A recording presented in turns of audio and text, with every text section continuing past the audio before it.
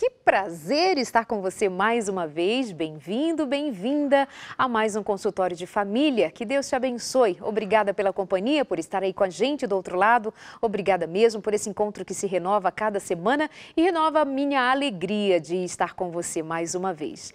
Fica aqui com a gente. O programa de hoje, mais uma vez, é uma daquelas oportunidades que Deus nos dá de aprendermos sobre questões importantíssimas. Hoje vamos falar, por exemplo, sobre casamento, mas com algo muito específico. Vamos falar para aquelas pessoas que, por conta de alguma situação, veio a entrar num novo casamento ou está prestes a casar novamente. E nós vamos falar, então, sobre algumas questões que envolvem essa decisão. Foi casado uma vez e está hoje sozinho, sozinha. Vai envolver-se para num segundo casamento? Quais são os cuidados? O que traz de delicado nessa nova maneira de levar adiante um relacionamento? Se é que é nova ou apenas nós estaremos repetindo aquilo outrora já feito, já acontecido em algum outro momento da relação passada? Vamos pensar então a respeito deste tema e você aqui com a gente é sempre muito bem-vindo para participar, deixar a sua opinião, trazendo aqui as suas queixas, as suas palavras a respeito, deixando o seu comentário no nosso site, ou melhor, na nossa página no Face, que é onde eu acesso durante o programa e vejo que muitas vezes você aí disse, contribuindo com o programa de hoje. Nós vamos falar sobre o segundo casamento, o que pode dar certo, o que pode não dar certo, o que pode acontecer para trazer sofrimento sobre esta segunda relação. Antes disso, faz bem dizer a você o que nós cremos a respeito de casamento. Nós acreditamos que o casamento, segundo a palavra de Deus, tem um significado muito mais profundo do que muitas vezes nós consideramos no nosso dia a dia. Nós consideramos o casamento um voto sagrado, um voto que é feito antes de fazer a outra pessoa, nós o fazemos a Deus. E vamos começar o programa de hoje, inclusive, dando um conceito geral sobre a ideia do casamento segundo a tradição judaico-cristã. E o meu convidado de hoje é Joel Pola, psicólogo, professor. Como vai? Tudo bem? Bem-vindo! Eu vou bem, Darlede. É sempre uma satisfação voltar ao consultório de família. O convite sempre é honroso e a gente tem uma grande oportunidade de partilhar a experiência clínica, a experiência de vida também. E espero que a gente possa transmitir algo importante para aqueles que estão pensando num segundo casamento. Ou se adaptando. Exatamente. Vamos falar um pouquinho a respeito desse conceito que eu disse agora, que é importante a gente começar a partir desse princípio. Vai que alguém ali do outro lado entenda que nós estamos levantando uma bandeira a respeito de uma abertura facilitada para um segundo casamento, sem considerar os porquês, sem considerar entender pelo menos o que é o casamento. Então, segundo a ideia da tradição judaico-cristã, o que é o casamento e como nós consideramos? Na tradição judaico-cristã, que a maioria das denominações religiosas apoiam, o casamento é indissolúvel. Ele é considerado um pacto eterno e, por ser um pacto eterno, ele deve durar até que um dos cônjuges deixe de existir. Ou então, pode-se ter também a possibilidade de se contrair novas núpcias no caso de uma traição, de um adultério. Aí esse é um momento em que se libera o indivíduo, o marido ou a esposa, para contrair novas núpcias. Mas mesmo assim, segundo o conceito cristão, se houver a possibilidade de perdão, se houver a possibilidade de se harmonizar novamente o casal, que se faça tudo nessa direção. Por quê? O casamento é um investimento alto em termos emocionais, até mesmo em termos materiais e financeiros. O divórcio ou o segundo casamento, vamos dizer assim, uma segunda tentativa, isso seria um pesado fardo ao longo da existência. Então, seria muito melhor que as coisas acontecessem bem, que os planos fossem realizados como sonhos, né? Essa coisa de ser feliz para sempre. Quase todos nós, seres humanos, especialmente as mulheres, elas têm esse desejo, né, de serem felizes para sempre. Então há esse encanto no lar, há esse encanto no matrimônio. E todos postulam. Quase todas as pessoas que se casam, eu não quero entender que haja alguém que pense em se casar e estar separando. Se bem que hoje alguns casamentos feitos por contrato prevêem cláusulas rescisórias. Então isso pode acontecer.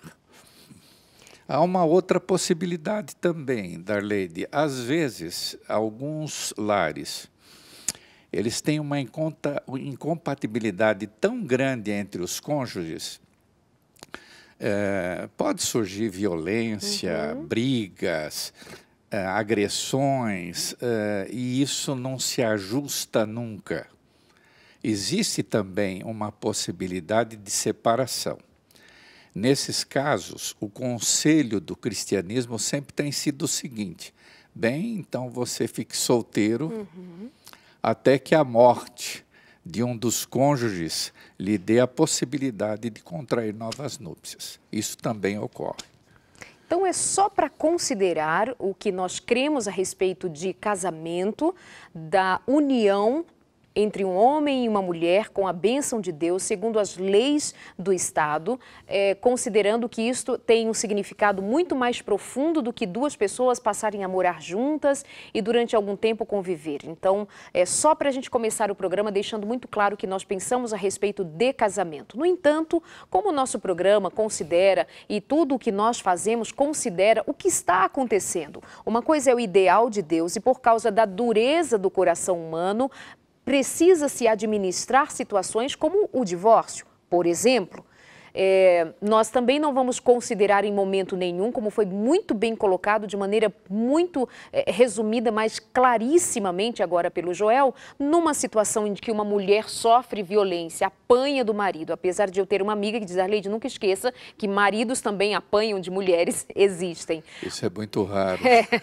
Mas não é bem assim que os números contabilizam todos os dias, porque o que aparece muito é a mulher mesmo sendo vítima de uma violência absurda.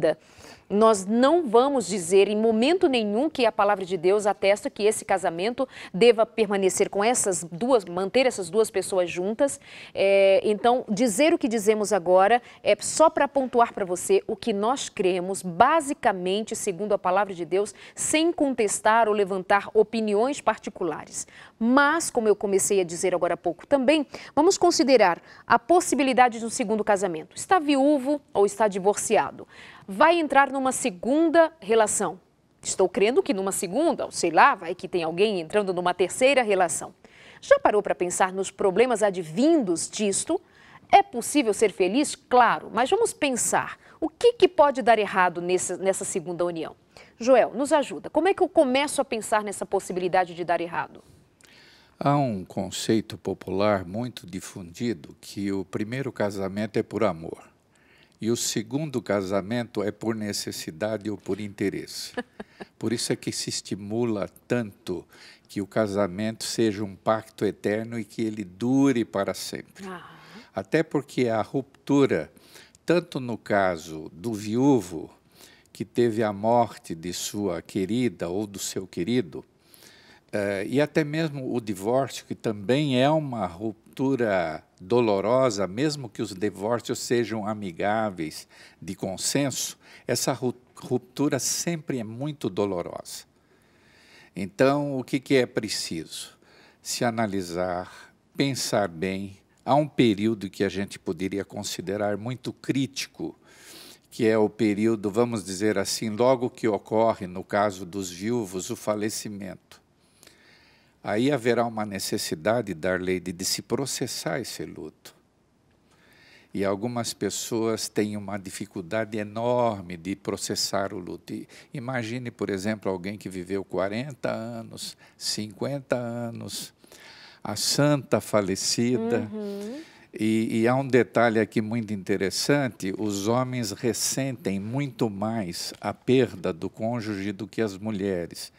Muito embora a gente perceba que as mulheres fiquem mais tristes, mais melancolizadas.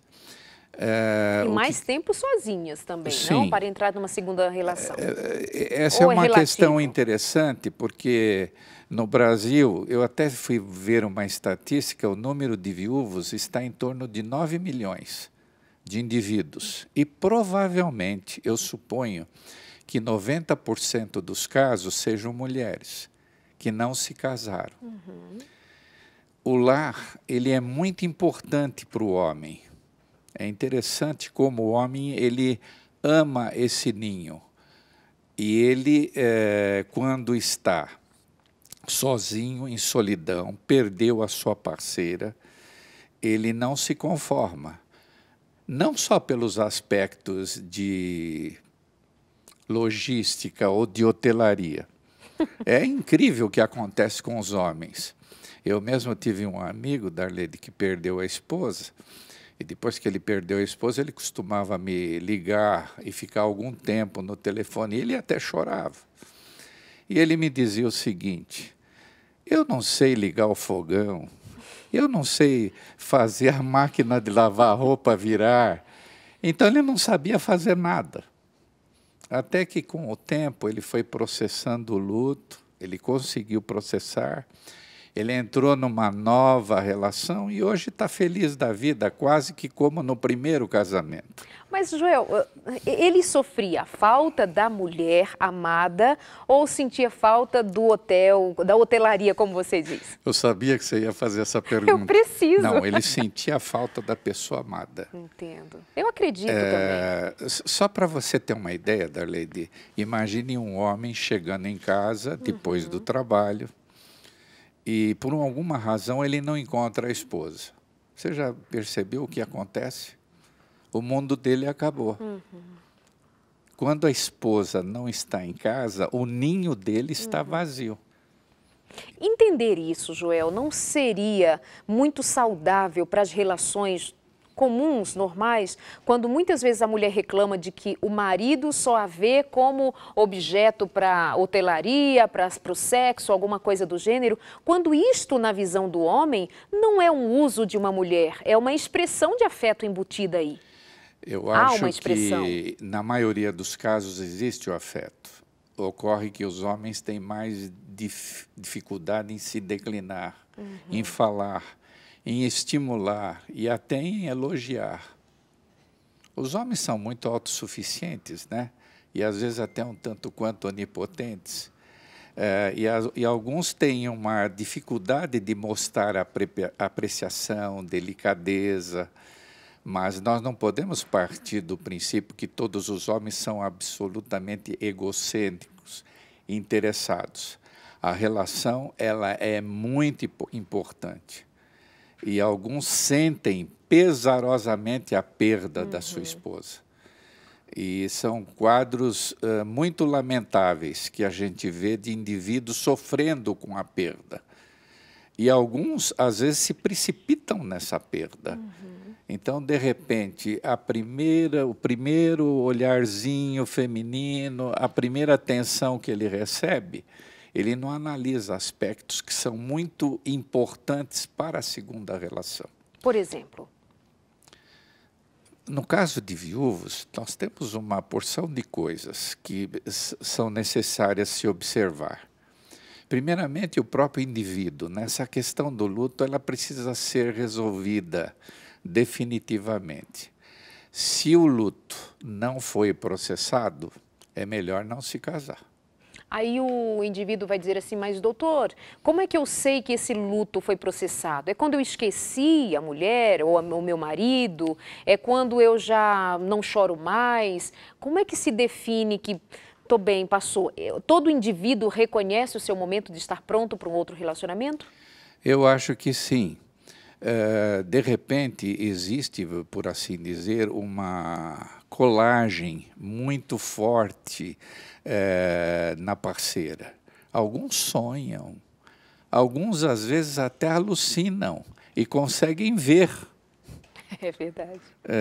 O desejo é tanto da saudade que o indivíduo ele fica mais ou menos com uma ideia fixada.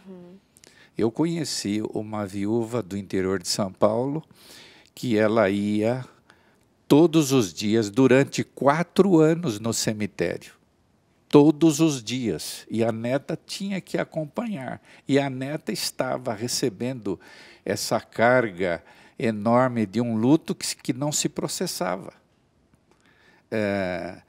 Uma outra coisa importante também que dá uma amostra de que o luto já terminou, que o indivíduo já está pronto para uma nova relação, é exatamente quando ele consegue ficar sozinho. Essa solidão proporcionada pelo falecimento de um dos cônjuges, esse período de solidão é um período intenso. Vamos dizer assim, é uma carreira solo. Aqui se pode praticar a individualidade, porque às vezes os cônjuges estão tão unidos, estão tão juntinhos, que o indivíduo, se perde na personalidade do outro. Então, esse período, por isso que se recomenda que o indivíduo fique um período vivendo uma carreira solo, uma vida solo. E aí ele começa a perceber que ele tem criatividade, que ele pode fazer as coisas, até algumas coisas que ele nunca fez sozinho, ele aprendeu a fazer por força das necessidades. Outros aspectos também que são importantes é a capacidade que o indivíduo tem na observância também da futura eleita, né? Eu não vejo diferença entre o primeiro e o segundo casamento. Se deve haver uma preocupação séria no primeiro, o mesmo deve acontecer no segundo casamento. Então, ele precisa olhar uma porção de aspectos. Se a pessoa é aceitável, se é simpática, se ele vê a possibilidade de se entrosar com essa pessoa, se possuem a mesma religiosidade. Isso é muito importante. Quer ver uma questão que muito se perde? A idade. Esses casamentos com idades muito distantes, os cônjuges, isso é muito problema, especialmente quando se trata de a mulher sendo mais velha. O homem, às vezes, pode ser um pouco mais velho, mas o que se sugere? Que se tem alguém da mesma geração, do mesmo tempo. Então, isso se harmoniza mais no aspecto social, no aspecto de filosofia de vida e assim por diante. E se alguém pergunta depois do programa, eu vou aproveitar para perguntar agora, por que no caso da mulher ser mais velha é mais difícil de se administrar? Eu tenho uma opinião muito pessoal. Eu tenho observado, por exemplo, alguns casamentos de jovens na idade talvez entre 30 a 40 anos. Eu tenho visto muito, Darlene, e aqui a gente tem que usar de sinceridade com os ouvintes. As meninas, quando vão atingindo 28, 29, 30 anos, e está difícil para se casar, e eu ouço muito na clínica o seguinte: não tem homem. Os homens não são mais responsáveis, os homens são acomodados, e elas esperam. E, de repente, numa casuística, aparece lá um garoto 10 anos mais novo. Algumas não pensam. Isso é um problema. Tenho visto moças já profissionalmente estabelecidas, ganhando bem, independentes, e de repente começam a namorar um garoto que está na faculdade. Bom, isso vai demorar, porque quais são os pensamentos das mulheres? O primeiro é ter filhos. Algumas amam ter filhos, gostariam muito de ser mães. Então, o período da fertilidade está terminando. Então, o que começa a acontecer? essa moça começa a bancar todas as despesas. Não, o apartamento eu compro, os móveis eu compro. Não tem problema, ela acelera o processo. Como é que fica o indivíduo? Ele fica constrangido, porque ele não se formou profissionalmente, não ganha, não pode bancar uma família. Então, ele já entra nesse casamento mais ou menos submisso. Uhum. Então, isso fica um pouco incompatível com a personalidade masculina. E a gente tem que considerar que o casamento é uma matemática, uma química que precisa de tantos ajustes para que caminhe. Gente, nós estamos falando de uma relação que deva permanecer para sempre. E se eu não me atenho a alguns detalhes, como este, por exemplo, que pode parecer um detalhe, mas que no dia a dia, na experiência de quem ouve o que o Dr. Joel ouve em consultório, no que a gente encontra todos os dias, e você sabe bem disso, de exemplos, possivelmente saiba bem disso, que nós precisamos nos prevenir de questões que, em vez de unir-nos cada vez mais, nos separe por questões de anos, de diferenças de pensamentos. Veja o número de pessoas que têm se separado por incompatibilidade de gênios. Quando namorava e só beijava na boca, como diz o meu amigo Nelson Júnior, usava do namoro pentecostal, assim, uma imposição de mãos, muita confusão de línguas, aí assim, estava tudo dando muito certo, mas quando entra no relacionamento de todos os dias, como dizem os mais velhos, comendo 1 quilo de sal junto todos os dias, a incompatibilidade de gênios se torna insuportável. Mas eu estou querendo que você pense justamente que aconteceu de entrar numa outra relação, se tinha ajustes para fazer na primeira, na segunda, então, mais ainda. Por exemplo, vou olhar no caso do viúvo ou do divorciado, que tenham filhos. Nós estamos falando do ponto de vista do viúvo, do divorciado, num primeiro momento. Esta outra pessoa com quem o viúvo ou divorciado vai entrar, muitas vezes não considera, Joel, que vai ser a outra pessoa na vida dele, que tem que morreu, mas deixou assim lembranças para toda a família, ou que tenha filhos. Eu queria que você falasse um pouquinho a respeito dessa outra pessoa também, se ela sabe o que pode não dar certo nesse segundo casamento. Tem muitas questões aí que nós precisamos abordar, né? Esse é um elenco de coisas. Tudo precisa ser pensado, precisa ser organizado. Essas coisas não podem ser feitas por impulso. Não podem. Quando você percebe que o viúvo encontra uma viúva, vamos imaginar, Darley, que eles não tenham filhos. Fica tudo mais fácil. Exato. Ou se os filhos já cresceram. Mas, mesmo assim, tem o aspecto da ciumeira. Uhum. Às vezes, esse viúvo ele é muito patrulhado pelos filhos. Eles ficam observando de longe como é que a madrasta, vamos dizer assim, gasta o dinheiro dele, se ele é generoso. Por que ele era mão fechada com a mamãe, agora com esta moça que ele casou, ele é mão aberta? Então, isso já causa um frisson enorme na relação dos filhos. Mas tudo que é combinado antes, por isso que é necessário o namoro para o segundo casamento. E, via de regra, o segundo casamento tem que ser urgente. Porque dá a impressão que um deles vai desistir. E eu tenho que aproveitar a ocasião, senão eu perco. Ou porque teve vida sexual ativa e agora não segura mais a condição de estar sozinho e não pode namorar muito, tem que casar. Pois é, não é só essa questão de pele. Então, você imagina, vamos analisar um pouco um viúvo casando com uma mulher mais jovens e com filhos. E esses filhos do viúvo já estão prontos na vida, já se casaram, estão estabilizados. Aqui precisa fazer uma engenharia social muito delicada. Qual vai ser a postura desse viúvo, pai, entre aspas, na relação com os filhos? Será que ele pode chegar lá e ir mandando?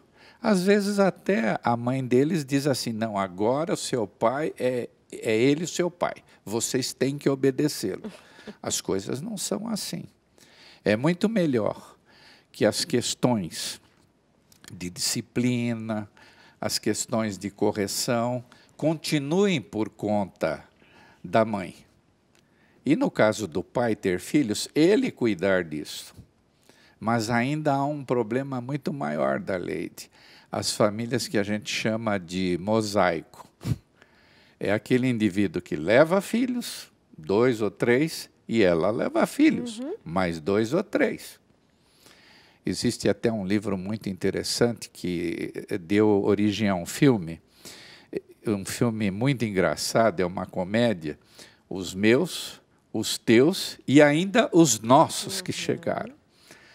Então, esse livro, ele fala de um indivíduo que era militar e, de repente, ele tem dentro da casa dele 10, 12 filhos. Então, ele estabelece ali um esquema militar, com apito, com fila, com uma porção de coisas nessa direção. E funciona, vamos dizer assim, do ponto de vista da logística, é funcional. Mas a mãe começa a se desgastar, achando muito ruim, porque não há afeto, não há carinho, não há amor. E o que acontece ao longo da história? Eles se separam. Eles se separam e dava-se a impressão que jamais eles poderiam se reconciliar. Mas, finalmente, depois de muito diálogo, depois de muitas conversas, eles podem se ajustar. Agora, o que é preciso? Quando vem filhos de um lado, filhos do outro, precisa analisar tudo. Como vai ser a disciplina? Quais são os limites que vão ser colocados para os filhos? O nível de aceitação destes filhos para com esta pessoa, se já há um distanciamento ou uma certa inimizade antes do casamento, pós-casamento, isso tende até, inclusive, se não foi resolvido, conversado antes, a tornar-se ainda mais difícil. Joel, nós vamos para o intervalo, que o tempo do intervalo chegou, apesar de você ainda ter muito o que dizer e vai nos dizer ainda no programa de hoje. Vamos pensar, por exemplo, quando a situação refere-se aos divorciados. Enfim, algo mais. Eu estou vendo aqui muita gente comentando e deixando assim textos longos, contando a respeito de questões, opiniões ou questões pessoais também, porque esse é um tema que toca a vida de muitas pessoas. Quem não tem um parente, um amigo ou não tenha convivido com alguém que passa ou está passando por uma situação de ajustar-se num outro casamento, por viuvez, por divórcio, não sei, pelas questões pessoais de cada um. Portanto, é um tema muito pertinente esse que nós estamos tocando hoje e é uma condição daquelas de voltarmos a tratar desse tema. Queremos ouvir você, estar com você ainda aqui durante o programa de hoje, no consultório de família, acompanhada do psicólogo, teólogo e o nosso convidado de hoje, Joel Pola. Nós já vamos para o nosso intervalo e voltamos rapidinho com você. Até já.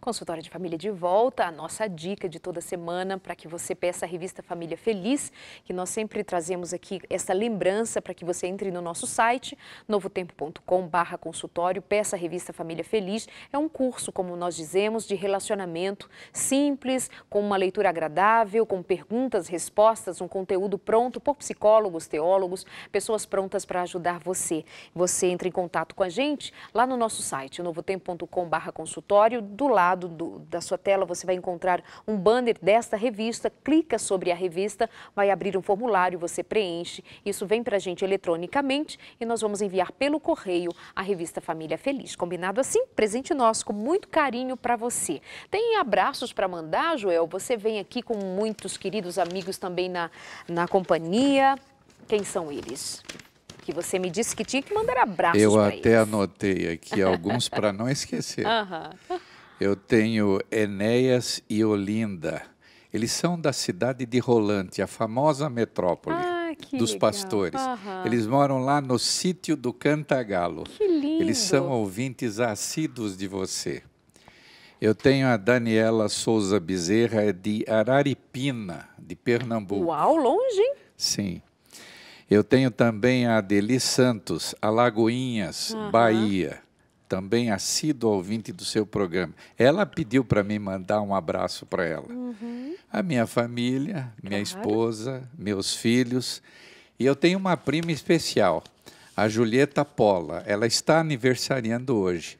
Um abraço, Julieta, e um beijo para você. Maravilha, são os amigos do Joel Pola, muita gente que o conhece pelo Brasil afora, também por sua participação aqui no consultório de família. E um abraço para os amigos aí em Rolante, tenho um carinho muito especial por esse lugar, tive assim uma emoção grande quando estive conhecendo o ano passado, eu não conhecia esse lugar tão especial, tão cheio de história, né? Principalmente para a Igreja Adventista. Um beijo para vocês, queridos, muito obrigada pela companhia, um abraço muito especial também para os amigos com quem estive nesse final de semana no colégio lá em Goiás, o IABC, o Instituto Adventista Brasil Central, um internato adventista, estivemos ali no aniversário 29º ano daquele Instituto de Educação, com tanta gente linda, já formada, espalhada pelo Brasil e fora também, por esse trabalho prestado ali. O pastor Wesley Zukovski, muito obrigada pelo convite, toda a equipe, todos os alunos, um beijo para vocês, vocês são lindos, foi um final de semana que eu amei,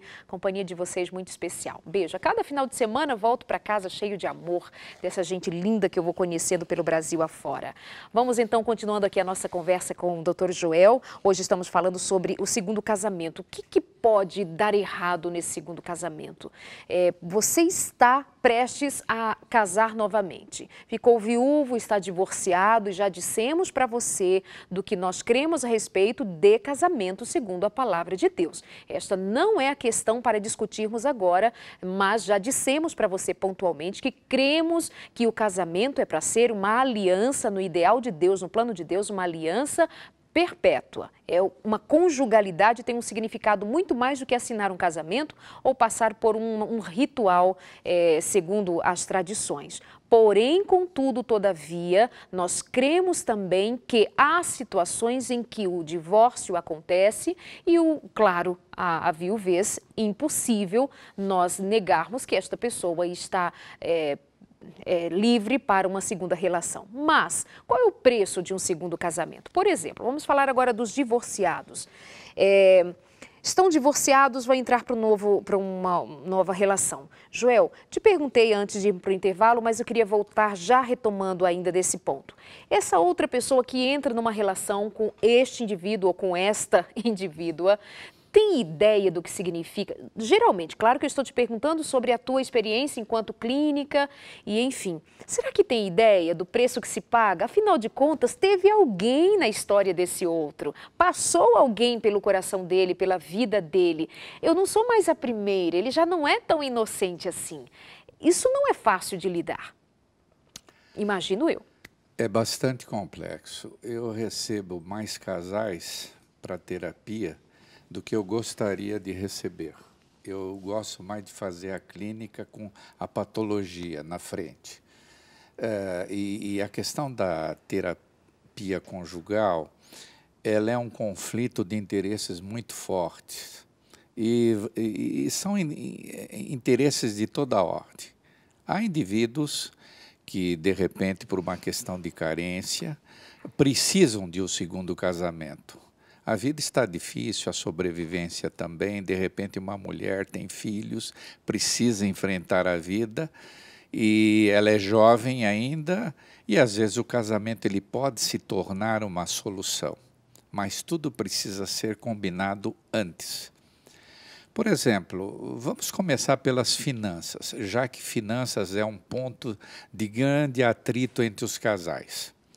Hoje em dia existe um estilo muito peculiar em termos de finanças e que eu considero esse o estilo mais moderno.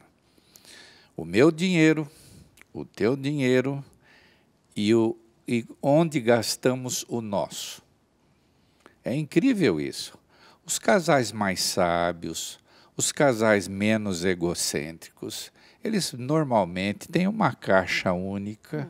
E não existe assim tanta preocupação com o que vai para cá ou o que vai para lá. Então, ambos estão somando, construindo. Casamento, a gente sempre tem que pensar da seguinte forma: é uma construção, é uma soma. E quando os dois têm o mesmo interesse, então o casal evolui financeiramente. Sabe, Joel, este ano, no mês de maio, eu estive junto com mais 2 amigos em Angola. Um beijo para os amigos angolanos, foi maravilhoso aquele período ali. E nós tivemos a oportunidade de fazer o encontro com 2.000 casais em barracas, imagina, na Angola. E foi uma experiência única, assim. E aí nós tivemos momentos em que eles podiam escrever perguntas, como fazemos aqui no programa, só que temos as perguntas eletronicamente. E eles nos mandavam as perguntas. Eu voltei para casa com cerca de 1.000 perguntas de todos aqueles dias ali com eles. E o que mais ficou marcado assim, para a gente foi o quanto as questões financeiras para ser administradas entre eles, de um jeito assim absurdamente produto de brigas, de desavenças, porque justamente essa matemática se faz assim: se a mulher tem um dinheiro, é o meu dinheiro; se ele tem um dinheiro, é um dinheiro dele. E houve situações de que nós tivemos conhecimento de que se ela comprar comida com o dinheiro dela, ele não pode comer. Então, assim, isso não foi um caso, foram 2, tal, parecia alguma coisa mais cultural. E nós conversamos muito sobre isso ali naquela comunidade, de entender, de ter um entendimento sobre essa necessidade. É nosso, é família, estamos juntos, né? Como dizem assim, bem popularmente aqui, estamos juntos para fazer isso dar certo. No Brasil não é diferente. Pois é, você me dizendo assim, parece que estamos no mesmo barco. Eu conheço casais que a esposa já está casada há 15, 20 anos e não sabe ainda quanto o marido ganha.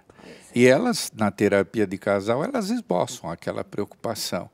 Olha, meu bem, se eu cuidasse do dinheiro, você não viria pendurado em cartão, em cheque especial. Que coisa é essa que você nunca se arruma, você nunca se estabiliza financeiramente, está sempre devendo. Então, o que a gente sugere aqui? Tem que se fazer o orçamento familiar. Não vai se fazer o orçamento familiar depois da lua de mel do segundo casamento. Esse é um momento interessante no namoro, para se começar. Bom, são 3 filhos, quanto vai custar a escola dos filhos? Quanto se gasta de feira, de supermercado? A casa, como é que vai ficar? Então, é necessário pautar todos esses aspectos, porque se isso for acontecendo no dia a dia, então os conflitos, as divergências vão surgindo. Há fundos também nessa relação, nesse encontro de casais e filhos, que estavam reservados. De repente ganhou lá do avô uma poupança para o estudo até a vida universitária. Eu já vi acontecendo de que o indivíduo que entra no segundo casamento, ele questiona: por que isso aqui vai ficar? Nós estamos precisando, vamos gastar isso. Isso são coisas sagradas que não se pode mexer. Joel, vamos falar um pouquinho agora sobre o sentimento de fracasso, já que estamos falando agora principalmente sobre os divorciados, os que passaram por um casamento e saíram dele por, enfim, questões diversas. O sentimento de que aquele outro não deu certo ou precisou sair dele. Por exemplo, quando há o motivo traição, o indivíduo que foi traído, esse trauma, esse sentimento, essa coisa carregada de ter sido traído, como não levar isso para a próxima relação? Esse é um trauma doloroso. Ele traz muitas máculas, especialmente nas mulheres que são mais sensíveis. Quando há uma traição, às vezes a mulher ela coloca a seguinte questão, ela sempre se culpa, ela diz: será que eu não podia ser melhor? O que faltou em mim? O que a outra tem que eu não tenho? Ela faz todo esse questionamento. E às vezes, o que acontece na antiga relação? Hoje isso está acontecendo muito e nós temos que colocar essas coisas aqui. Eu tenho observado que há casais que não têm grandes conflitos conjugais, mas um precisa passar o celular para o outro para acompanhar toda a atuação, né? Na rede social, no WhatsApp. Então se confere. E o tempo todo, quando se encontra uma coisa estranha, tem que explicar. Isso é uma relação absurdamente mórbida. Isso não é necessário. Eu sou casado há muitos anos e eu nunca tive vontade de abrir a bolsa da minha esposa para ver o que tem lá.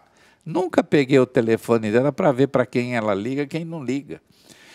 O casamento ele tem que ser constituído na base da fidelidade. Isso é uma questão inegociável. Se depois do casamento eu tenho que saber tuas senhas e você tem que saber as minhas senhas, isso é um absurdo. Então eles já se casam sob o signo da desconfiança. Então é melhor não casar, porque o indivíduo desconfia de tudo e de todos. A conjugalidade, como você fala, é uma coisa sagrada, solene, é uma coisa doce, é uma coisa para ser desfrutada, não é um ato persecutório, esse dia a dia. Ele precisa ser de paz, de tranquilidade, de suavidade. O lar é o lugar onde o indivíduo descansa, né? Onde o indivíduo depõe as armas. Descanso do guerreiro, como diz meu marido. É isso aí, que não é? Agora, é lógico que pessoas que foram traídas, muitas vezes, não curaram dessa questão persecutória. Então, elas começam a imaginar esse pensamento doentio. Pensamento doentio é uma tragédia. Ele grava nas estradas neuronais do cérebro, né? Então, qualquer coisinha que acontece é interpretado como uma possibilidade de traição. Um casal que vive assim não vai ser capaz de ser feliz. Precisa se acreditar piamente, sinceramente, sem questionamentos. Se começa a haver muitas perguntas, eu posso quase que dizer, não há mais confiança nesse casamento. Então, ele já está falido, mesmo que não aconteceu absolutamente nada. O pressuposto para um casamento feliz é a confiança, para as relações. Sim. É a confiança, em qualquer ambiente. E maturidade é confiança. Se eu não posso confiar na pessoa que eu pretendo me casar, é melhor não se casar. Porque, às vezes, esse ciúme doentio já acontece antes do casamento. Essa ideia de posse, de possuir, de dominar todas as coisas. Você não pode isso, você não pode aquilo. Então, vem sem regras o que se pode fazer, o que não se pode fazer. Por isso, é necessário, primeiro, que se entenda o que é o casamento. O casamento é uma soma que precisa trazer felicidade e não desconfiança ou infidelidade. Vou ler aqui alguns comentários do pessoal aí de casa, nem significa que nós vamos ter tempo de respondê-las, mas para compartilhar um pouquinho com quem está nos acompanhando e com você também, Joel. Uma amiga diz assim, estou casada há 5 anos, com um rapaz quase 7 anos mais jovem e sem nenhuma experiência com casamento, casa e filhos. Tenho filhos do outro casamento, somos muito diferentes. Será que existe esperança nesse caso? Ou seja, estão casados há 5 anos, né? Então, se estão casados há 5 anos, apesar dos percalços, quero crer que é possível, sim, manter-se apesar dessas diferenças. Mas vai precisar dessa tal maturidade que a gente não encontra na farmácia, mas a gente administra a vida com um pouco mais de consciência, pé no chão, olhando para os problemas, dando nome a cada um e seguindo adiante. Mas vamos lá. Estou assistindo, está uma bênção o programa. Um abraço para você, Marilene Borges, também aqui na companhia. Vamos ver mais da Leide. Eu, Francivan e a minha esposa Ana Lúcia, nossos filhos, Samara, Bismarck e Suelen. Estamos em frente à TV todas as segundas curtindo o consultório de família. Beijo para vocês, muito obrigada. Nesse caso, eu acabei de perceber aqui que enquanto eu estou lendo esses recadinhos, este comentário da moça que nos disse do casamento de 5 anos se repetiu algumas vezes. Neste momento eu vi que ela me escreveu 3 vezes repetidamente em momentos diferentes. Acho que ela está pedindo um socorro. Então vamos lá, Joel, vou passar para você. Ela disse que está casada há 5 anos, o rapaz 7 anos mais jovem que ela, sem nenhuma experiência, e ela tem filhos de outros, entre aspas, casamentos. Tem esperança? Eu creio que sim, mas dizendo uma coisa é uma coisa, o Joel é outra. Vamos tentar ajudar nessa relação. Vamos lá. Já está casada, então é necessário dar continuidade a esse casamento. A primeira coisa que tem que se levar em conta é que nos aspectos emocionais e em termos de maturidade, a mulher consegue ter uma personalidade mais centrada, mais estabilizada. Pelo menos a história tem demonstrado assim. É evidente que ela precisa ter paciência. E até, de certo modo, ao longo do tempo, ir influindo positivamente nesta inexperiência. Se começar a usar muito a crítica, a censura, você é um menino, ou você não aprende, etc., vai ser muito difícil. É importante se observar no segundo casamento que sempre haverão também qualidades positivas para serem enaltecidas em ambos os cônjuges.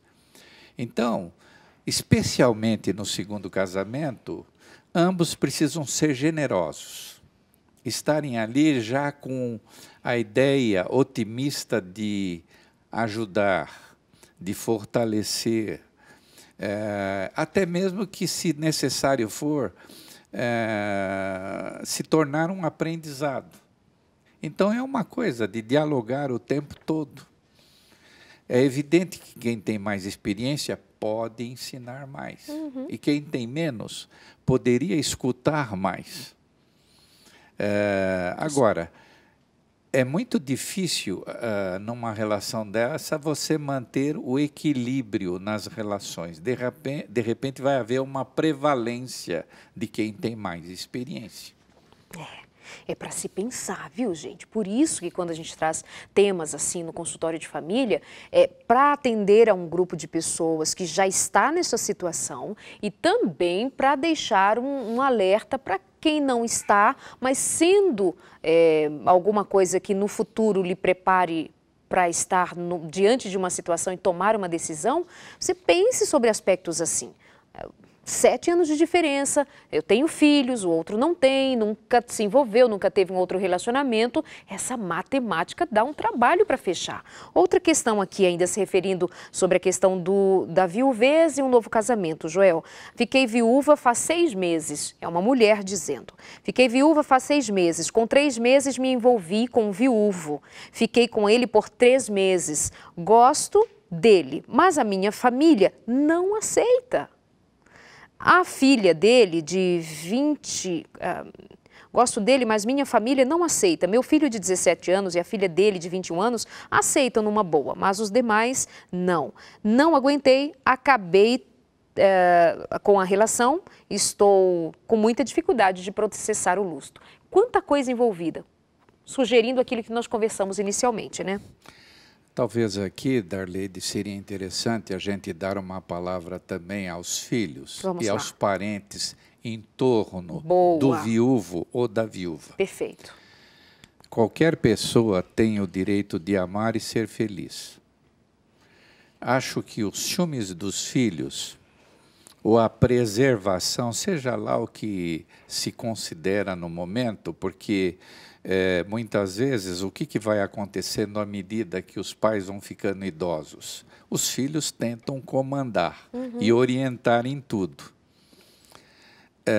Eu acho que deve-se preservar o direito deles serem felizes, de terem a companhia, não viverem na solidão. Então, também tem que haver generosidade da parte dos parentes. Exatamente. Quem sabe, essa é uma outra precaução quando se contrai o segundo casamento. Existem novos amigos. Os amigos dele e os amigos dela. Quem sabe, a amizade também consolida esse novo casamento. É uma espécie de carimbo. Se esse envolvimento social é bem recebido pelo núcleo de amigos, ambos se sentirão muito bem. Agora, tem que se fazer vamos dizer assim, uma espécie de rodízio, ele conhecer os dela e ela conhecer os dele. É uma nova vida social que vai acontecer. Mas em relação aos familiares mais diretos, é importante que eles já sejam amigos, já que tenham saído da informalidade antes de se casarem. Então, esse é o período importante antes do casamento. Há um detalhe muito interessante, que os filhos chantageiam muito os viúvos que pretendem se casar, a fidelidade. Poxa, a mamãe morreu, não faz nem 6 meses, você já está com outra. Isso é questionado. Interessante, na relação com os divorciados, isso não acontece, mas o viúvo, essa questão de fidelidade é imperdoável para ele. Então, o que acontece com os filhos? Qual é a posição dos filhos? Os filhos já, muitas vezes, têm uma ideia pré-concebida, eles não querem conhecer a pessoa, eles já são contra sem conhecer. Então, o indivíduo ele já chega como intruso, ele não é bem recebido. É importante também se analisar, como na maioria dos lares, quando você levou a sua primeira namorada para sua casa, ou o seu primeiro namorado, você não percebeu que os teus pais o receberam bem, foram solícitos? Agora inverteu a questão. Você tem que fazer a mesma coisa, para que ambos se sintam muito bem. E eu acho que assim, a família, as pessoas em torno, se preocupar com o bem-estar do outro, dar uma contribuição em alguma situação que seja pertinente, porque relações sugerem isso, pessoas próximas sugere-se que uma tenha liberdade de dizer alguma coisa que pense a respeito de uma situação, de uma pessoa tal. Mas daí se posicionar contra ao casamento, a uma nova relação de alguém que é independente, que paga suas próprias contas, que já criou todos os filhos, que já administrou uma vida, agora seja impedido pelos filhos, precisa se ver que há uma situação aí muito dolorosa para ser administrado. Claro que consideramos também que esses filhos estão se sentindo feridos, né, por alguma situação, mas por favor, vê um pouquinho mais de perto se este outro não tem o direito de ser feliz de verdade, quer você achando que deva ou não, é o direito do outro ser. Acredita que está terminando o programa? Mas um tempinho para você dizer assim, bem rapidinho, Joel, a conclusão assim do programa. Deixa eu colocar aí um aspecto muito importante que foi bem frisado. Nos segundos casamentos, não vamos imaginar também só coisas negativas e ruins sobre o segundo casamento. Há segundos casamentos melhores do que o primeiro. Graças a Deus. Há segundos casamentos que são uma bênção. Eu tenho visto, às vezes, algumas famílias se recomporem e essa foi a chance dos filhos poderem estudar, se formar. E há padrastos e madrastas que se conseguiram enfrentar esse desafio de ser pai e de ser mãe, através da confiança. Vejo alguns mais estimados do que o próprio pai. Alguns padrastos são tão amorosos, são tão bons, que sem querer, eles substituem o pai que se foi. Então, essa é uma fórmula também que, por vezes, Deus possibilita fazer com que as pessoas se recomponham. É triste uma família que se vê desprovida do sustento financeiro, da possibilidade da educação dos filhos, de um padrão melhor de vida. Isso é muito importante. E nessas relações, Darleide, é preciso 2 coisas, respeito e amor. Se nessas relações tudo for feito com cautela, sem pressa, com amor, se tudo for planejado antes, tem tudo para dar certo. Se de repente alguma coisa no meio do caminho não há como se resolver, às vezes é melhor recuar. Então, eu acho que esse é um momento também que esses casais precisam se espiritualizar. A religiosidade sempre cabe. Então, é bom eles participarem de encontro de casais, né, de cursos para noivos. Eles vão adquirindo, assim, experiência, maturidade de tudo que pode acontecer. A questão não é só pele, tem fatores muito mais importantes do que isso. Participação de excelência, Dr. Joel Pola. Muito obrigada, muito bom tê-lo aqui com a gente. Amados, muito obrigada pela companhia também. Eu espero que a gente tenha deixado para você a possibilidade de continuar pensando sobre o tema e, aproveitando dessas palavras, trazer sabedoria para o teu dia a dia, trazer reflexão, mas que gostoso poder terminar o programa também levantando essa bandeira de que temos a segunda oportunidade de ser feliz sempre. Já ouviu aquela linda canção que diz Deus é o Deus da segunda chance? Que Deus te abençoe nas oportunidades que Deus te dá e sabedoria para não errar outra vez. Um beijo, até o próximo programa na semana que vem.